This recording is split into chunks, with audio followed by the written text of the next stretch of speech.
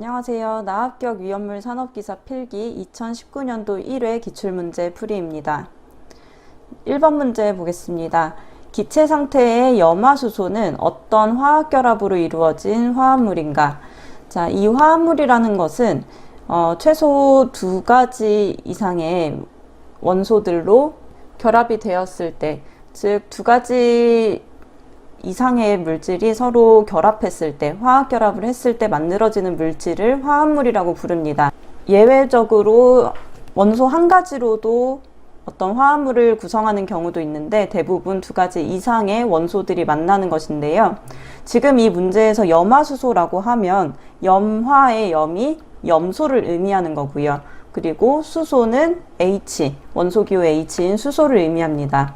그래서 Cl과 H가 만난 이 HCl이라는 물질은 화학결합을 어떤 것을 통해서 이루어진 것인가 그것을 물어보는 건데요.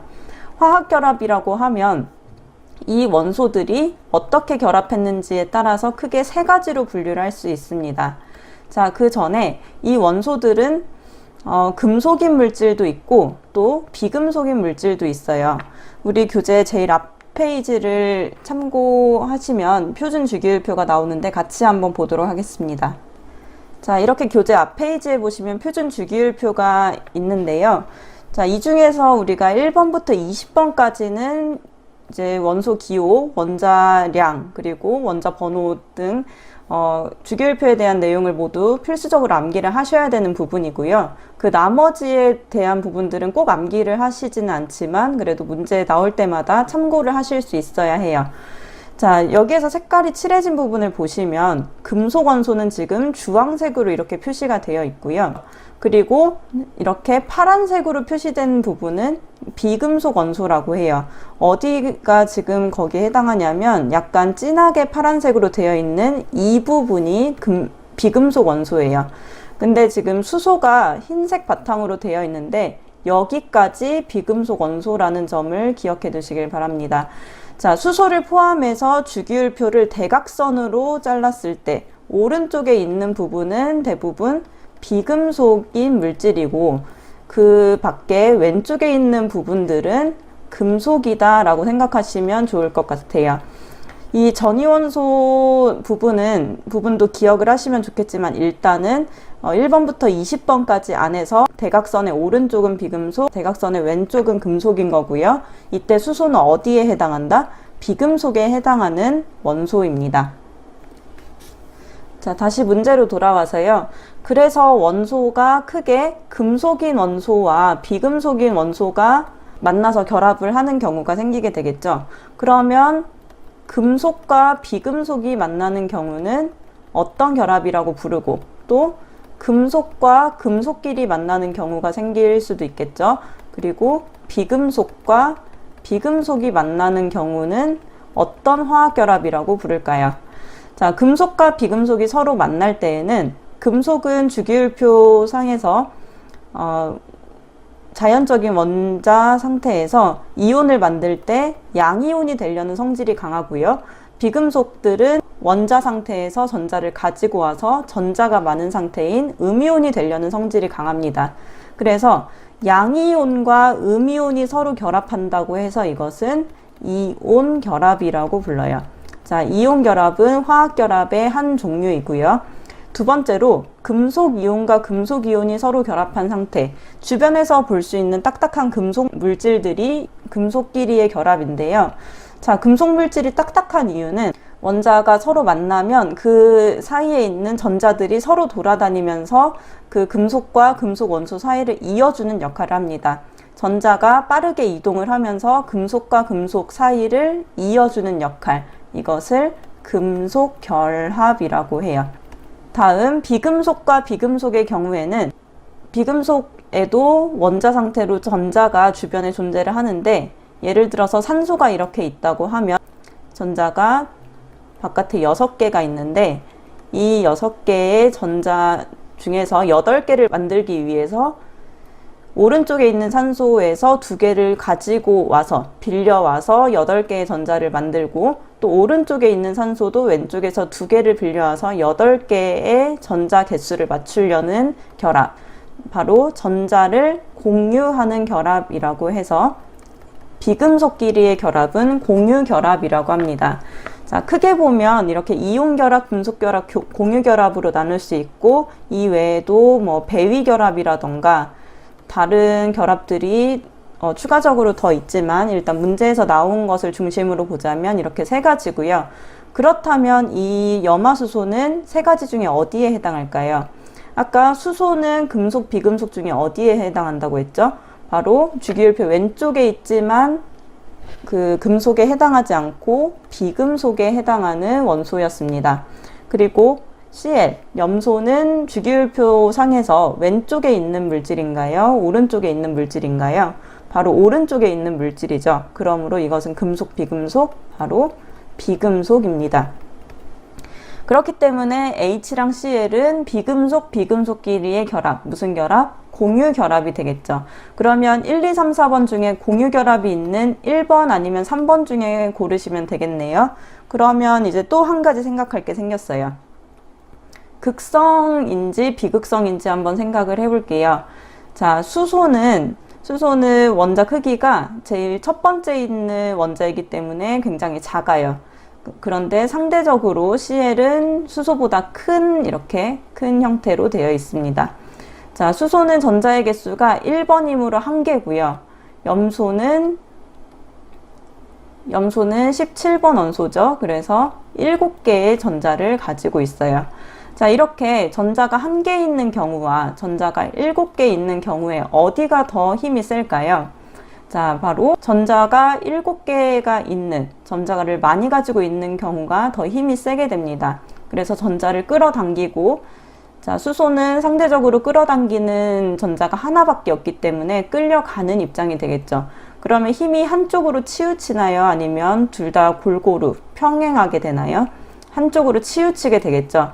이런 식으로 힘이 한쪽으로 치우치는 결합은 극성이라고 합니다. 극성일 경우에는 플러스 마이너스와 같은 극이 나타난다고 해서 극성이라고 부르고요. 그렇다면 비극성 공유결합이라는 건 뭘까요?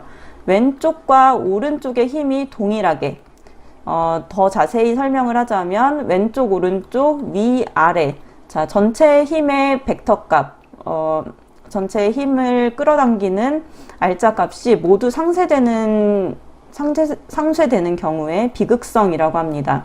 끌어당기는 힘이 0이 되는 경우, 그래서 왼쪽과 오른쪽, 위, 아래 이런 힘이 같아지는 산소와 같은 경우, 이렇게 산소와 같은 경우에는 산소가 왼쪽에 있는 개수, 오른쪽에 있는 전자의 개수가 서로 동일하기 때문에 끌어당기는 정도가 같아요. 그래서 비극성 공유결합의 대표적인 예라고 보시면 됩니다. 그래서 염화수소는 극성 공유결합, 왜? 왼쪽과 오른쪽, 수소와 염소의 이제 원자의 크기가 다르기 때문에 라고 이해하시면 되겠습니다. 자, 다음 문제는 4번 볼 건데요. 자, 메틸알코올과 에틸알코올. 메틸알코올은 분자식이 메틸, CH3가 들어간 알코올 OH고요. 에틸알코올은 에틸, C2H5가 들어간 알코올 OH입니다. 자, 둘 다 알코올인데 알킬기가 메틸이 들어갔느냐, 에틸이 들어갔느냐의 차이만 있어요. 지금 이 두 가지를 구별할 수 있는 실험 방법을 물어보고 있는데, 이 성질이 비슷한 알코올끼리 중에서 메틸과 에틸을 구분한다라고 하면은 요오드 포름 반응을 생각하세요. 자, 이 요오드 포름 반응은 실기에서도 참 많이 출제가 되고요. 필기에서도 같은 유형으로 출제가 됩니다. 그래서 메틸알코올과 에틸알코올을 구별한다라고 하면은 무슨 반응? 요오드 포름 반응을 생각해 내시면 돼요.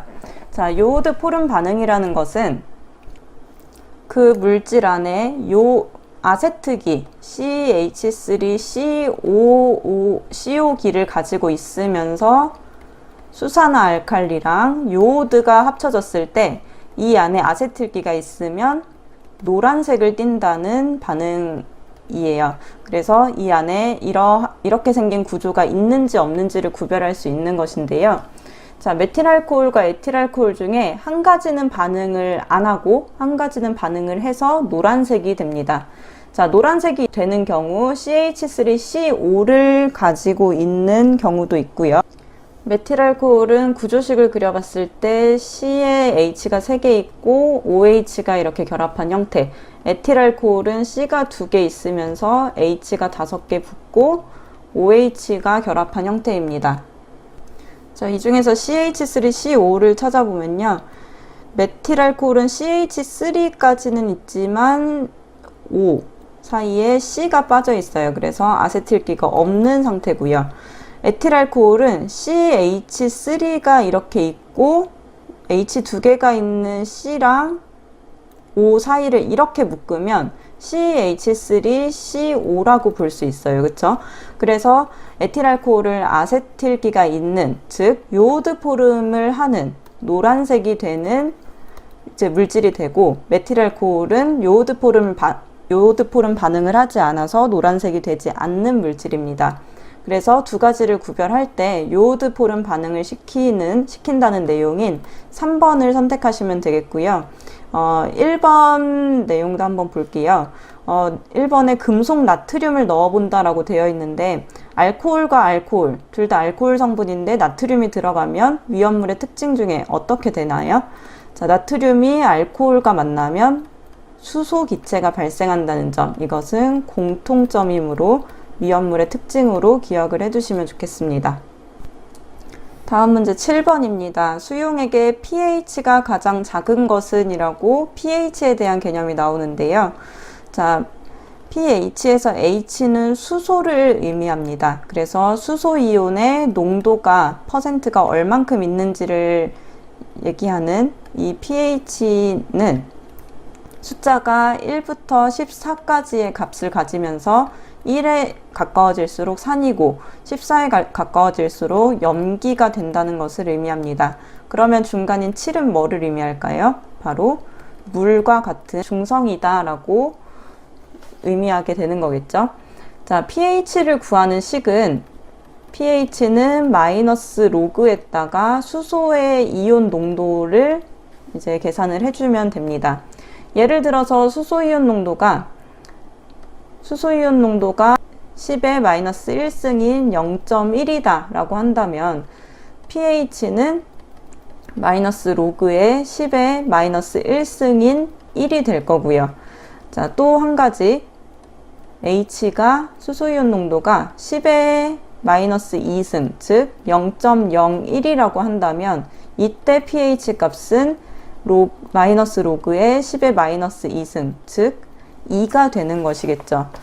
자, 수소이온 농도는 0.1과 0.01 중에서 뭐가 더 높은 건가요?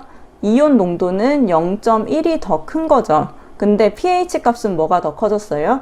2가 더 커졌어요. 이런 식으로 pH를 구하는 식이 로그 앞에 마이너스가 있기 때문에 숫자가 크면 pH 값이 작아지고, 농도가 크면 pH 값이 작아지고, 그리고 농도가 작으면 작아질수록 pH 값이 커진다라고 보시면 되겠습니다. 그래서 수용액의 pH가 가장 작은 것을 고르라는 건 산을 고르라는 걸까요? 염기를 고르라는 걸까요? 맞아요. 바로 산 중에서도 강한 산, 1에 가까운 산을 고르라는 뜻입니다. 자, 그렇게 문제가 1, 2, 3, 4번 4개의 보기가 나와 있는데요. 1번, 2번에 HCl이 같아요. HCl은 염산이라는 물질이에요.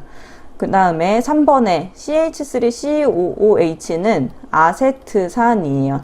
사료위험물에도 나오는 물질이죠. 자, 4번에 NaOH는 수산화 나트륨이라고 있습니다. 자, 화학이 익숙하지 않으신 분들 혹시 이 1, 2, 3, 4번이 일단 산인지 염기인지를 구분할 수 있으신가요? 자, 1, 2, 3, 4번에 HCl, CH3COOH, NaOH가 있는데 이 중에 산인 물질과 염기인 물질을 어떻게 나눌 수 있을까요? 자, 일단 보니까 읽었을 때 염산 그리고 아세트산이라고 읽히니까 이거는 산 같아요. 그쵸? 자, 이 1, 2, 3번을 산이라고 읽는 이유는, 자, 물질의 앞에 수소를 가지고 있기 때문에 수소와 어떤 다른 것들이 결합한 상태인 경우 염산이라고 합니다. 그러면 아세트산은 앞이 H가 아니고 C인데 왜 얘는 염산이 될까요? 자, 아세트산의 경우에는 앞에가 C인 것이 아니라 원래 수소가 앞으로 와야 되는데 관용적으로 쓰다 보니 CH3COO를 앞에 쓰고 H가 뒤로 간 형태이기 때문에 앞에 H가 나오는 물질, 그래서 산이라고 생각하시면 되겠습니다. 그래서 HCl도 산성이고 아세트산도 H랑 CH3COO가 만났기 때문에 산성이라고 보시면 되겠습니다. 바로 H 플러스 수소이온이 있기 때문이고요. 그러면 염기성은 어떤 물질 뒤에 OH가 붙었을 때를 의미합니다. 자, 4번에 보시면 OH가 붙었죠. 어떤 물질에? NA라는 물질에 OH가 붙었어요. 그래서 끝이 OH로 끝나면 어떤 물질이다? 염기이다 라고 생각하시면 됩니다. 자, 그렇다면 가장 작은 pH를 구르는 것이기 때문에 이 중에 뭐를 빼면 될까요? 자, 4번을 빼면 되겠죠. 자, 염기 물질인 경우 1에 가깝기보다는 14에 더 가까워지기 때문이고요. 그러면 HCl과 CH3COOH 중에서 뭐가 더 강한 산일지 생각을 해보시면 아세트산은 다른 말로 초산, 그리고 우리 주방에서 볼 수 있는 식초의 성분이에요. 염산과 식초를 비교했을 때 어떤 게 더 센가요? 자, 손에 닿았다고 생각했을 때 식초가 닿았다고 생각하면 그렇게 놀랍거나 뭐 아프거나 그러지 않을 텐데 염산이 손에 닿기 시작하면 하얗게 부풀어 오르고 굉장히 화상을 입을 수가 있어요. 자, 그러면 어떤 게 더 센 산이죠? 바로 염산이 더 센 산이에요. 그래서 염산은 대표적인 강산 물질이고요. 강한 산이고 CH3COOH인 아세트산은 대표적인 약산 물질이에요. 이것까지 자주 나오는 내용들이니까 기억을 해두시기 바라고요. 그러면 둘 다 염산인데 그 중에서 하나는 0.01 노르말이고 한 가지는 0.1 노르말이네요. 이 두 가지를 계산했을 때 아까 이제 설명하면서 했던 계산법을 봤을 때 뭐가 더 pH가 작게 될까요? 0.1인 경우에는 마이너스 로그를 했을 때 1이라는 값이 나오고 0.01인 경우에는 10의 마이너스 2승이기 때문에 pH 계산을 했을 때 2가 나오겠죠. 그래서 pH가 가장 작은 것은 몇 번? 2번이 되겠습니다. 다음 문제 10번입니다. 다음은 원소의 원자 번호와 원소 기호를 표시한 것이다. 이 중에서 전이 원소만으로 나열된 것. 자, 전이 원소라고 하는 것은 1번부터 20번까지의 원소를 의미하는 것일까요? 아닐까요? 자, 우리가 기본으로 외우는 화학을 시작하면서 기본으로 암기하는 1번부터 20번까지의 원소는 전이 원소가 아닌 전형 원소라고 합니다. 그렇다면 전이 원소는 어떤 것을 보는 걸까요? 다시 교재 앞 페이지에 있는 주기율표를 보도록 하겠습니다. 자, 주기율표를 보시면 1번부터 20번까지라고 했지만 여기 왼쪽 그리고 오른쪽에 이렇게 되어 있는 원소들은 전형 원소라고 했어요. 그런데 노란색으로 표시된 부분, 이 부분을 바로 전이 원소라고 해요. 자, 이 전이 원소인 부분들, 원소의 경향성이 자주 바뀌기 때문에 전이 원소라고 따로 분류를 하게 되었는데요. 자, 번호로 보시면 지금 21번부터 몇 번까지? 30번까지. 그리고 39번부터 48번까지. 그 다음에 57번부터 여기 중간에 생략이 됐어요. 이 밑에 더 이제 원소가 있는데 여기부터 80번까지 89번부터 112번까지가 전이 원소입니다. 지금 이 문제를 풀기 위해서 주기율표를 보는 것이지 뭐 전이 원소의 이제 원소 번호를 외우실 필요는 없어요. 자, 다시 문제로 가볼게요. 10번 문제에서 이 중에서 전이 원소만으로 나열된 것, 즉 1번부터 20번까지에 해당하는 그런 원소들이 아닌 것을 골라주면 되는 문제입니다. 자, 1번을 봤을 때 1번은 절대 고르면 안 되는 번호예요. 왜 그럴까요? 바로 우리한테 익숙한 칼슘이 있기 때문이죠. 칼슘은 무슨 원소? 전형 원소에 해당합니다. 자, 그리고 전이원소가 해당하는 번호가 21번부터 30번까지이므로 21하고 22는 맞겠죠. 그리고 2번을 보시면 21, 22, 29가 다 21에서 30번 사이에 해당하는 원소예요. 그래서 2번은 모두 전이원소가 되겠습니다. 자, 3번에 26번하고 30번은 이제 전이원소가 되겠죠. 근데 38번은 스트론튬이라고 해서 주기율표에서 봤을 때 칼슘 아랫줄에 있는 물질이에요. 알칼리 토금속의 물질이고요. 즉 전이원소일까요? 전형원소일까요? 바로 전형원소가 됩니다. 자, 21번부터 30번 다음에 39번부터 48번 그리고 57번부터 80번 이렇게가 전이원소에 해당하는데 38번은 전형원소이므로 아니게 되겠고 4번도 21번, 22번은 전이원소 맞지만 38번은 전형원소이므로 답이 아닙니다. 우리가 존재하는 모든 원소들을 모두 다 어떤 것이 전이원소인지 전형원소인지 이렇게 구분해서 외울 수는 없으니까 이 문제를 통해서 주기율표 안에는 전이원소도 있지만 전형원소가 있구나. 그리고 전형원소는 상대적으로 좀 익숙한 것들, 우리가 자주 외우는 것들이 있고 전이원소는 그 외우는 주기율표 사이에 끼어 있는 그런 원소들이고 이러한 종류가 있다라는 정도만 정리를 하시면 되겠습니다. 다음 문제 14번 보겠습니다. 수산화칼슘의 염소가스를 흡수시켜 만드는 물질은 이라고 되어 있는데요. 자, 수산화칼슘이라고 하면은 칼슘, Ca에다가 수산, 수소와 산소가 만나는 이렇게 CaOH2를 의미합니다. 그리고 염소가스라고 하면 염소가 하나가 있는 것이 아니라 두 개가 만나서 가스 형태가 되어 있는 물질인데요. 수산화칼슘에다가 염소를 반응을 시키게 되면 이때 ClO라는 물질이 발생을 하게 돼요. 자, 이 ClO 어디서 많이 보셨나요? 인류위험물 중에 이렇게 생긴 물질이 있는데 ClO가 있기도 하고 ClO2, ClO3, ClO4 다 뭐라고 읽는 거죠? 염소산이라고 읽습니다. 그래서 ClO3를 염소산이라고 한다면 ClO2는 아염소산, 그리고 ClO는 차아염소산, ClO4는 과염소산 이렇게 부르는데 염소와 산소가 둘 다 있는 경우에 산소만 있어도 그리고 염소만 있어도 이제 이것들은 소독 또는 표백에 효과가 있는 물질입니다. 근데 Cl하고 O가 같이 있다고 하면 표백하는데 큰 효과를 내는 물질이 될 수 있어요. 그래서 수산화칼슘과 염소가 만나게 되면 ClO가 생기기 때문에 차아염소산이 생기기 때문에 이것은 표백분을 만드는 물질이 되겠습니다. 자, 2번, 3번, 4번을 보시면 수소와 칼슘이라고 돼 있죠. 자, 칼슘에다가 수소가 두 개 붙은 거, 그리고 염화수소 HCl입니다. 그리고 과산화칼슘 CaO2인데요. 수소와 칼슘이 답이 되지 않는 이유는 수산화칼슘의 Ca랑 H가 이미 한 분자 안에 있었기 때문에 수소와 칼슘을 만들기는 어렵고요.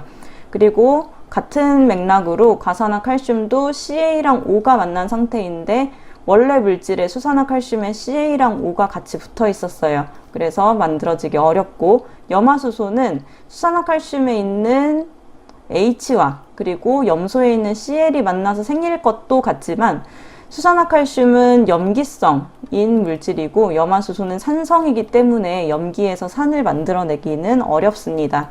그래서 수산화칼슘의 염소가스를 흡수시키면 ClO가 만들어진다는 것에 초점을 두셔서 표백분을 고르시면 되겠습니다.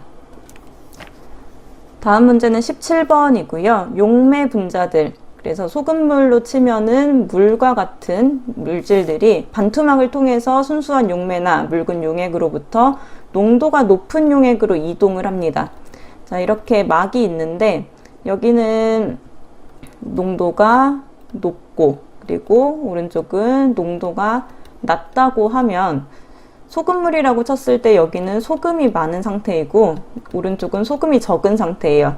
이런 경우에 소금이 이동하는 것이 아니라 어떤 것이 이동한다? 물이 이동한다는 뜻이에요.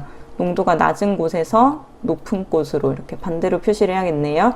낮은 곳에서 높은 곳으로 물이 이동을 하면은 이제 농도가 거의 맞춰진다. 이런 것을 무엇이라고 하는가? 이게 일상생활에서 쓰이는 경우가 있어요. 이 현상의 가장 대표적인 예인데요. 이제 10월 말, 11월 정도가 되면은 다들 김장을 합니다, 동네에서. 자, 김장을 하는데 이때 배추를 절이는 작업을 해요. 자, 배추가 있으면 이 위에 이렇게 소금을 뿌리게 됩니다. 자, 소금을 뿌렸을 때 어떤 현상이 발생을 하냐면 배추가 숨이 죽고 배추에 있는 물기가 빠져나와서 배추를 절여지게 만드는 이런 작업을 하게 됩니다.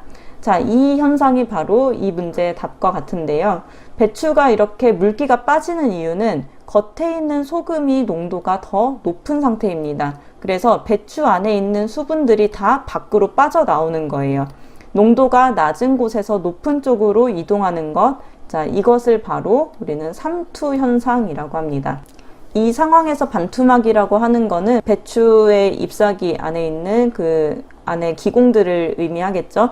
자, 배추 잎사귀를 통해서 소금 쪽으로 배추 안에 있는 물이 이동하는 것, 삼투. 그래서 화학적으로도 용매 분자들이 반투막을 통해서 농도가 낮은 곳에서 높은 쪽으로 이동하는, 낮은 곳에서 높은 쪽으로 이동하는 것을 삼투 현상이라고 합니다. 다음 문제 20번 보겠습니다. 20도씨에서 600ml의 부피를 차지하고 있는 기체를 압력 변화 없이, 압력의 변화가 없다고 했네요. 압력 변화 없이 온도를 40도씨로 변화시켰다고 했습니다. 자, 20도씨라는 것은 온도고요. 600ml는 압력에 해당하는 거겠죠. 근데 압력의 변화가 없다고 하고 또 온도를 변화시켰을 때 무엇을 구하는 거? 부피를 구하는 상황입니다. 자, P랑 T랑 V가 계속 나오면서 그 중에서 P가 고정이 돼 있어요. 이런 경우를 어떤 법칙이라고 설명을 할 수 있는데 이 중 보일 또는 샤를 중에 어떤 법칙에 해당할까요? 자, 보일의 법칙, 샤를의 법칙 들어보신 적 있으시죠? 자, 보일의 법칙이라고 하는 것은 어떤 것이 고정이 되어 있을 때 바로 온도가 고정이 되어 있을 때, 즉 온도가 일정할 때 자, 압력과 부피와의 관계를 의미하고요. 샤를의 법칙은 압력이 일정할 때 온도와 부피 간의 관계를 얘기를 합니다. 자, 그래서 보온, 샤, 압으로 외우시면 되고요. 지금 샤를의 법칙을 얘기를 하는 거니까 자, 온도와 부피 사이는 어떤 관계가 있을까요? 온도가 높아지면 높아질수록 부피는 점점 커지겠죠. 그리고 온도가 낮으면 낮아질수록 부피가 커질까요? 작아질까요? 바로 작아지게 됩니다. 그렇기 때문에 샤를의 법칙은 이렇게 나타낼 수 있어요. 온도가 높아지면 높아질수록 부피도 커지니까 이렇게 서로 비례관계가 된다. 그래서 T1, V1일 때 T2, V2 이런 식으로 비례식이 성립한다 라고 보게 되면 첫 번째의 온도가 지금 20도씨라고 돼 있죠. 그러니까 20을 대입하는 것이 아니라 보일 샤를의 법칙에서는 항상 절대 온도 273을 더한 값을 써주셔야 합니다. 20 더하기 273분의 부피가 600이라고 돼 있죠. 이것을 리터로 환산해 주셔도 되지만 지금 보기가 밀리리터로 되어 있기 때문에 그냥 600ml로 써주시면 되겠습니다. 부피는 부피 기호에 고정이 되어 있는 게 아니므로 편하신 대로 하시면 되고요. 자, 다시 다른 쪽에 40도씨인 경우에는 어떻게 대입하죠? 40도씨라는 게 아니라 여기에 273을 더한 값, 이때 부피 x를 구하는 상황입니다. 자, 이것을 이제 40 더하기 273을 이항을 해서 x를 구하게 되면 x 값이 640.9가 나와요. 자, 그러면 대략 641ml라고 할 수 있겠죠. 자, 그래서 20번은 기체의 법칙 중에서 보일 샤를의 법칙을 활용한 문제였습니다.